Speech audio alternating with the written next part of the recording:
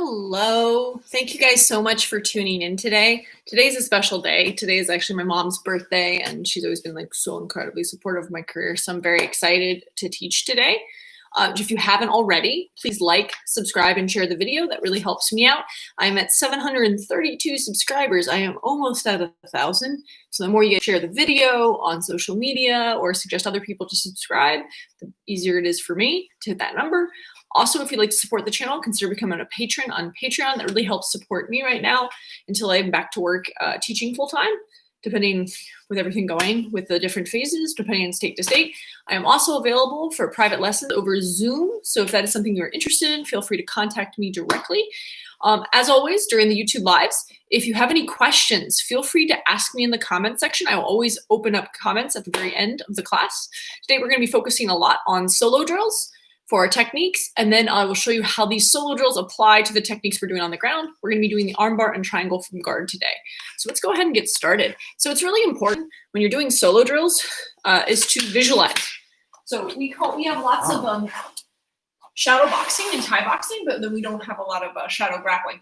Now I know there's a kind of a controversial, not controversial is the wrong word, but a thought for a lot of jiu-jitsu practitioners that, well, if I do solo drills, it's not the same, because you don't have that, I guess, physical response.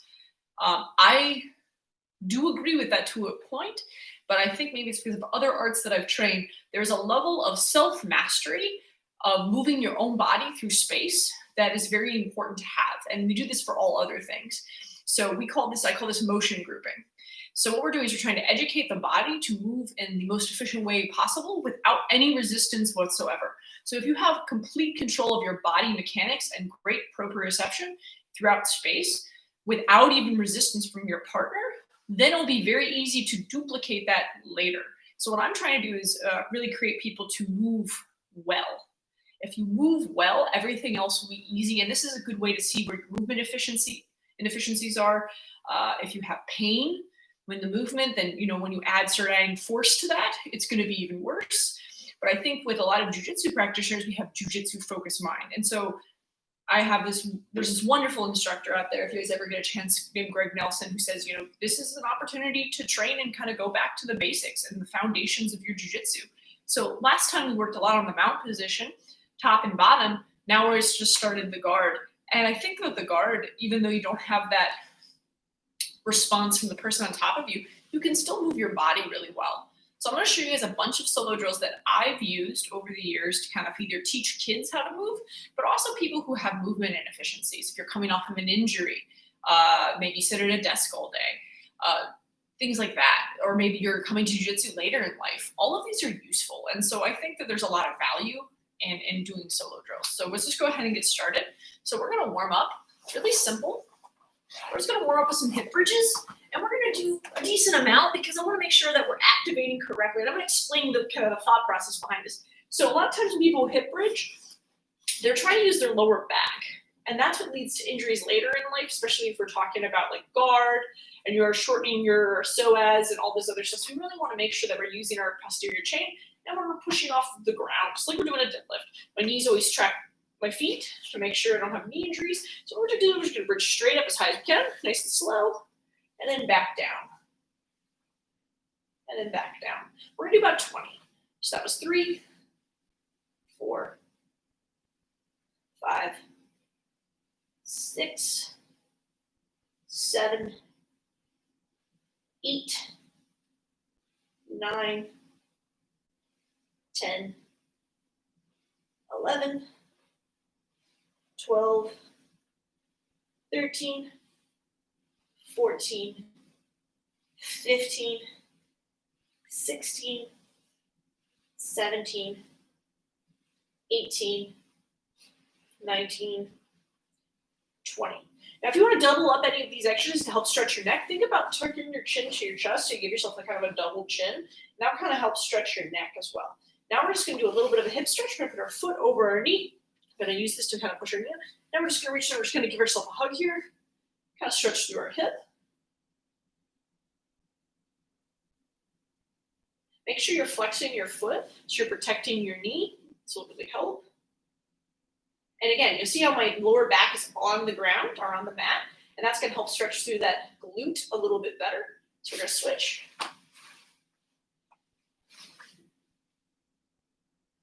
And a lot of your lower back pain is going to be caused by tight hamstrings in jiu-jitsu. So a lot of times we don't stretch our hamstrings. We're going to tight hips, because actually jiu-jitsu guys we have usually flexible hips in a particular range of motion, or a really shortened psoas from all the guard work. So it's very important that we also stretch all this out. So between all of our solo drills, we're going to stretch a little bit to kind of work through things. Okay. Now we're going to do kind of a crunch side to side. So what I'm going to do is get my feet lined up here. I'm going to go ahead and crunch. When I crunch, I'm not lifting my neck, I'm crunching my body. So that way I'm just on the case of the center of my back, so the small of my back is off the mat, and my shoulders. Now I'm going to reach one leg and the other. So we're going to do 20. 1, 2, 3, 4, 5, 6, 7, 8, 9, 10, 11, 12, 13, 14, 15, 16, 17, 18, 19, 20. We're going to roll to our tummy, our stomach, or push our hips up. Now, when we're doing this, I want you to think not fold, but extension, and bringing our shoulders away from our ears, really engaging our lats here. Now, to help stretch that psoas, we're going to slide our knee up, we're going to drop our hip down, and then look over our back shoulder, making sure we're really doing openers to counterbalance the crunching of guard.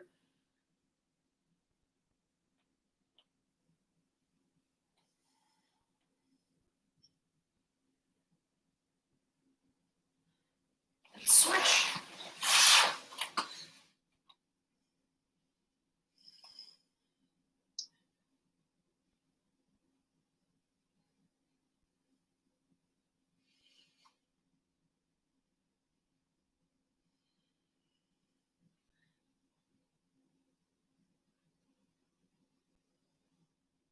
Awesome. That should feel pretty good. Now we're going to push back, stretch through our lats a little bit.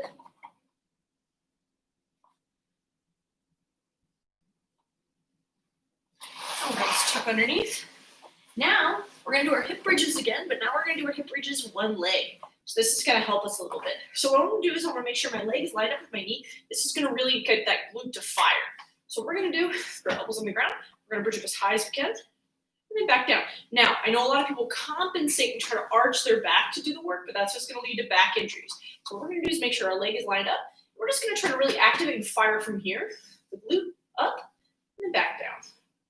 Up, back down. So that's 4. We're just going to do 10.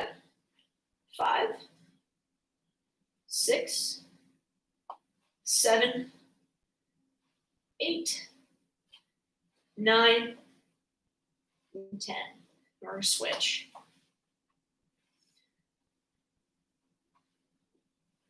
Now, I don't know about you guys, but I definitely have like some muscle imbalances where this right leg is a lot stronger than my left. So you'll feel that when you start to isolate this.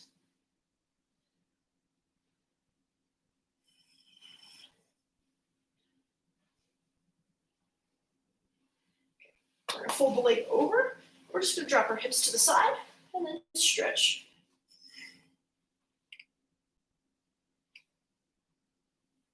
And I like mixing solo drills with stretching now because I'm doing a lot more sitting than I used to, because I used to be on the mat for like 3-4 hours a night teaching.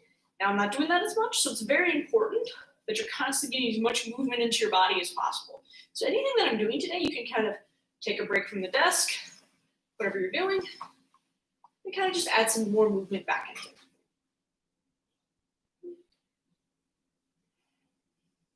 This is definitely my worst side. This is where I had my knee injury, so definitely everything is very, very tight. So this kind of helps work out everything.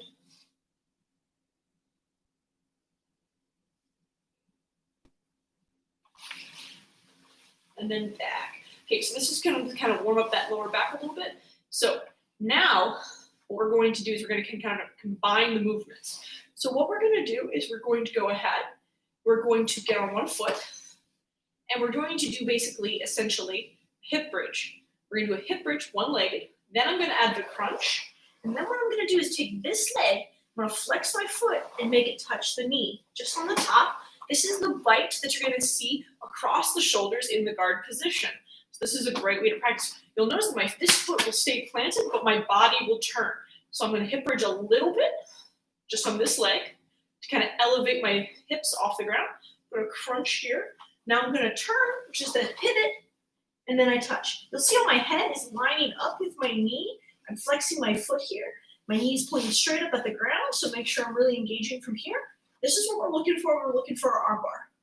And then go back. So this is for your armbar and your triangle.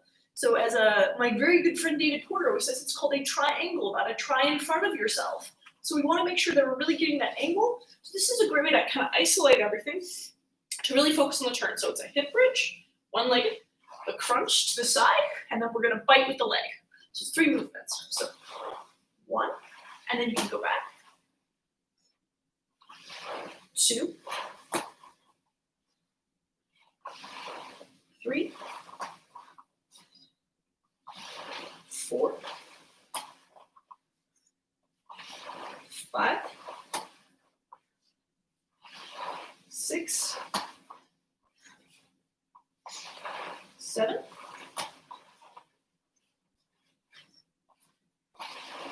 8, 9, and 10. Now, there is another side. Everyone's like, what? There's another side? That's just crazy talk. But there is another side. So depending on where your level is in jiu-jitsu, this might feel a little uncomfortable on this other side, so that's why we got to activate it. So we're going to go ahead, elevate here. Now, we're going to crunch. Then I turn. There's 1. And you'll see how my head kind of lines up with my knee. I'm looking at you guys. That's what we're looking for here. We're looking at this armbar. And my foot's planted on the ground. My hip is a little bit off the ground. So that's the movement we're trying to accomplish here. So that's 1, 2, 3, 4, 5, 6, 7, 8, 9, and 10. Perfect. Now that we've done that a little bit, we're going to go ahead and stretch through our hip flexors. So we're going to start pushing up into this downward dog. We're going to just pedal out our feet a little bit, making sure calves are nice and warm. A lot of times those get really tight in jiu-jitsu as well. Now we're going to lift our foot up and then take a big step. So our foot lines up with our hands. My leg is straight here. I'm going to drop my hip as low as I can. I'll stretch that hip flexor.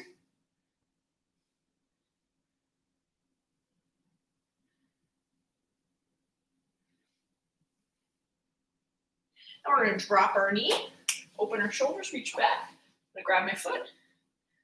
And now I feel this usually in my hip flexor and my quad, which is also attaches to the front of my spine where my psoas is. And so this is going to get really tight in jiu-jitsu to make sure we just open all this up.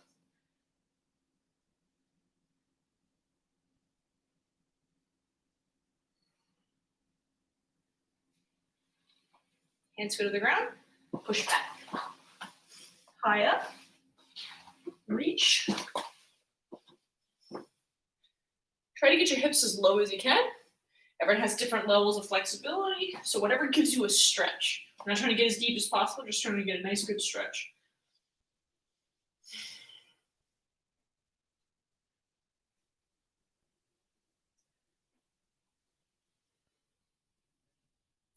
Knee on the ground, reach back.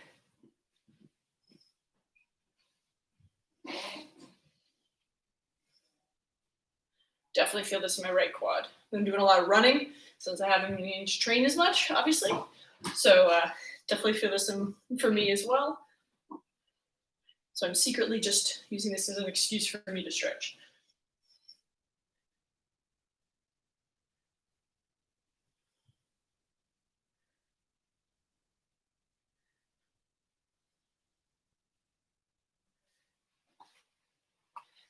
Okay, back. So now that we've done kind of our basic shoulder drills, we're going to go ahead and warm up our spine with some rocking. Now, when we're doing our arm bars, when you have your fundamental triangle and arm bar, we're always putting the foot on the hip to learn how to do the angle. Once you get to a certain point, you should be just shooting up your arm bars and triangles from a tactical perspective, because we don't want to basically give them the setup. So the best way to learn how to do that is to start with rocking. Now, rocking seems simple, but it's actually very complicated for a lot of people. So we're going to hold our knees, we're going to tuck our chin to our chest.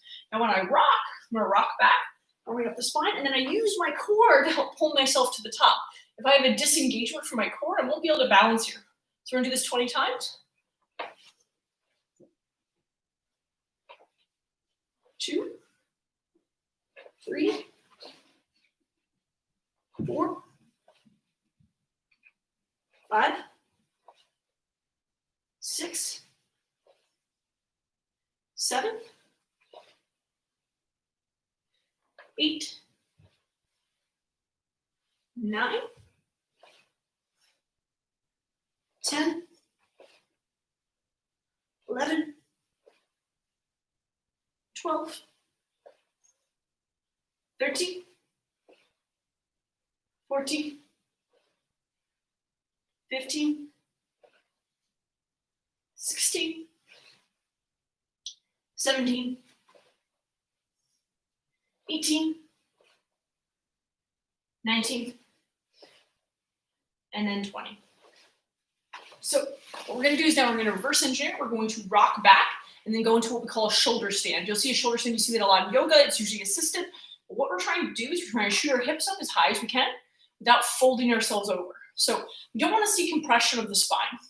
I know you see a lot of jiu-jitsu guys do that, but the thing is when you think about long-term effects of that between your spine, when you have deep compression with no extension and no support, all of these muscles in your back are basically at the stretch, and then all of this is shortened. So we want to create openers to protect our body. So and the reason I'm very big on not compression of the spine is because that's how I've broken both my ribs. I broke my ribs twice, both because I was too flexible. Those who have bad necks, this is going to lead to neck issues. So we're going to try to shoot our hips up high, not back.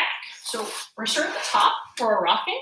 We're going to rock back, shoot up, and then forward. Okay? If you can, try to do it unassisted. But if you need to assist for your shoulder stand right now, that's fine. But notice I'm not like here. Oh, this is not good for your body. It's good for stretching, not great for your body when you're talking about resistance and someone on top of you. Ask me how I know. So we're gonna rock back, shoulder stand, and then come back up.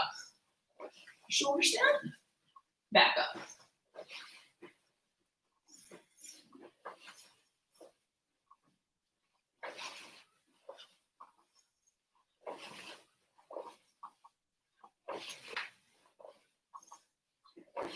Two more.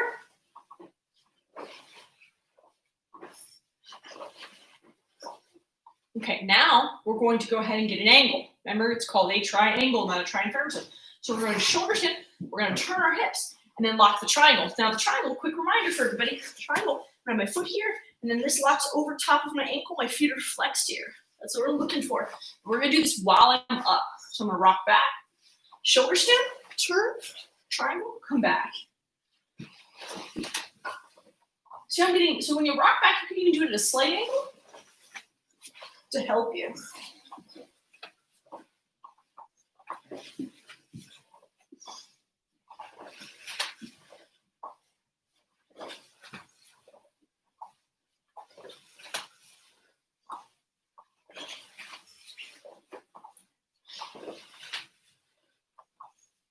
Two more. And last one. Nice. So now we're going to combine some movements. We're going to add the rocking back to the shoulder stand to the triangle, and then teeter-tottering forward, unassisted, to our combat base. And we're going to use this kind of as our stretch reflex.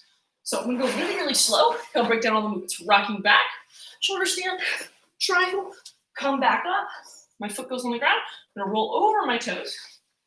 I'm going to push my hips forward, and then active toes on my back leg. Almost like I'm about to do a double leg. This is going to help stretch through my hips. I'm going to tuck my foot, sit back, rock,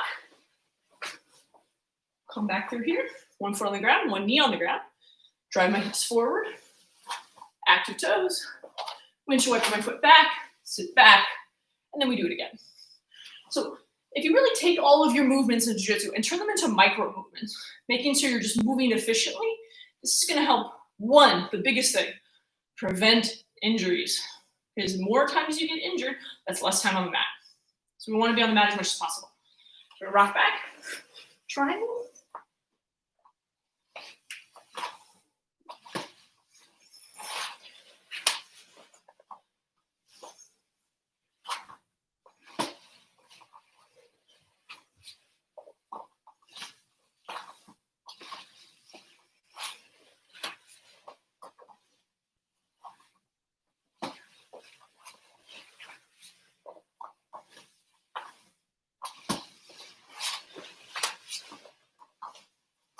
Last two.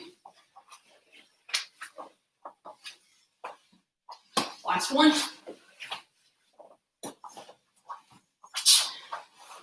Okay, so those are all of our solo drills that I like to do for my arm bars from the guard position. If anyone saw my solo drills that you do for arm bars from the top, those also apply if you want to make sure your arm bar is very, very good before you start moving even into kind of the guard position.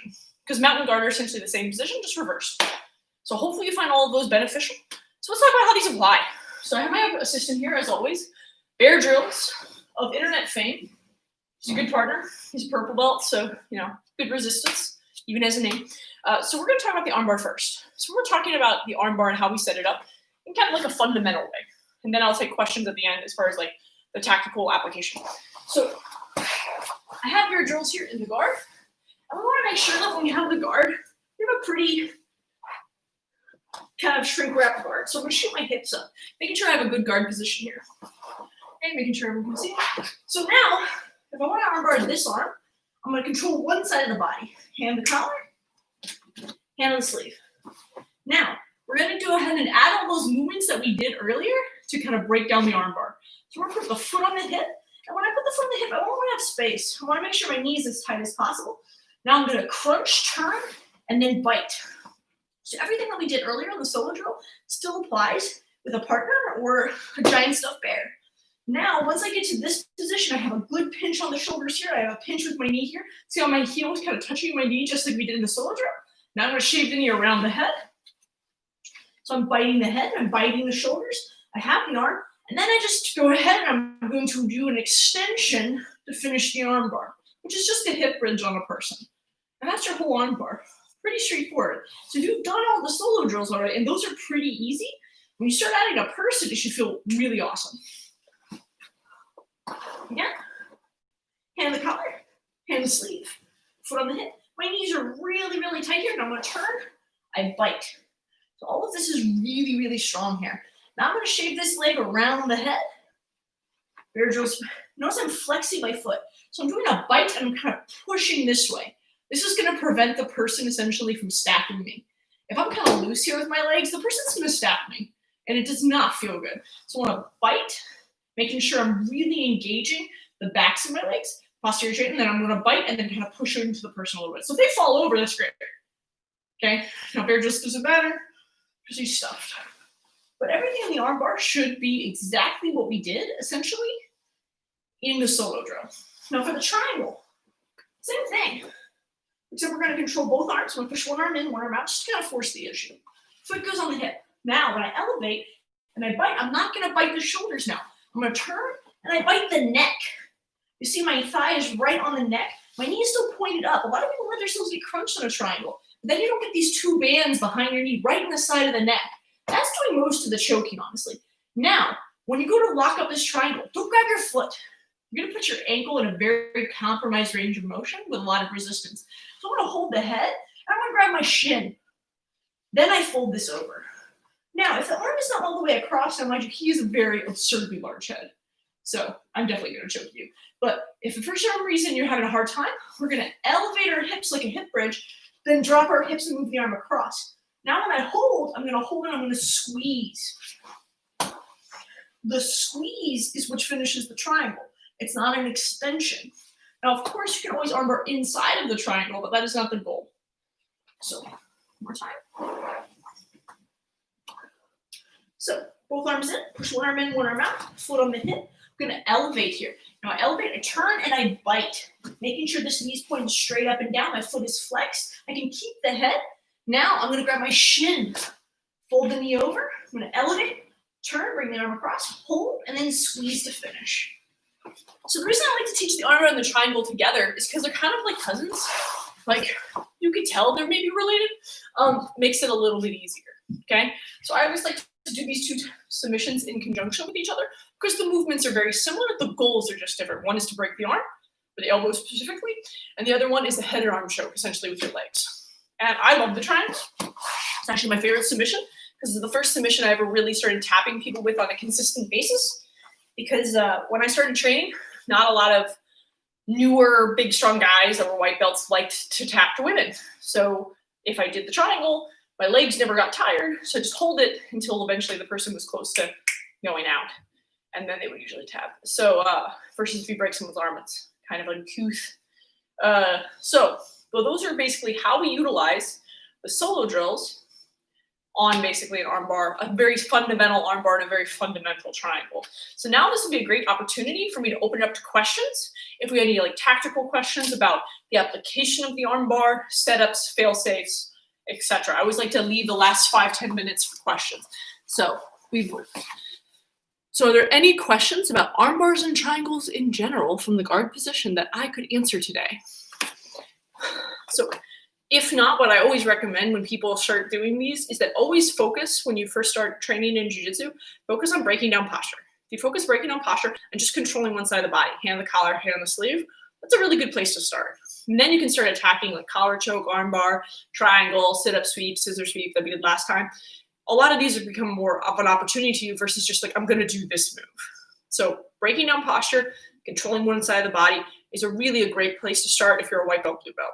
Once you get a little bit more past that and you're kind of in that late blue belt, purple belt range, then you can kind of figure out like what your game is and what are like the submissions that you gravitate towards.